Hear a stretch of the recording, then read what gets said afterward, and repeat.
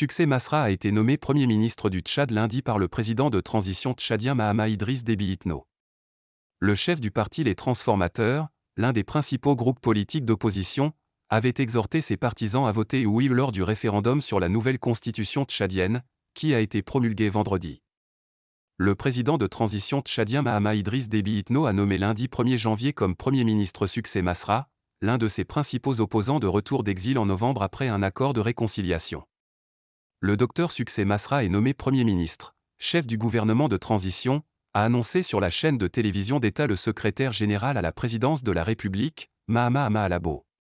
Le président du parti Les Transformateurs avait été parmi les plus virulents opposants au pouvoir militaire en place au Tchad depuis 2 ans et demi, après la mort d'Idriss Déby Itno, en avril 2021, qui dirigeait le pays d'une main de fer depuis 30 ans. Succès Masra avait publiquement appelé son camp à voter oui au référendum pour une nouvelle constitution promulguée vendredi, étape clé censée ouvrir la voie à des élections. Mais pour une partie de l'opposition et de la société civile, le résultat de ce scrutin s'apparente à un plébiscite destiné à préparer l'élection du président de transition, le général Mahamat Idriss Déby.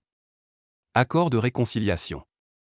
Le 20 octobre 2022, des manifestants, partis du siège des transformateurs, avaient protesté contre le maintien des militaires au pouvoir, qui venait de faire prolonger de 2 ans une transition de 18 mois, au terme de laquelle ils avaient initialement promis de rendre le pouvoir aux civils par des élections.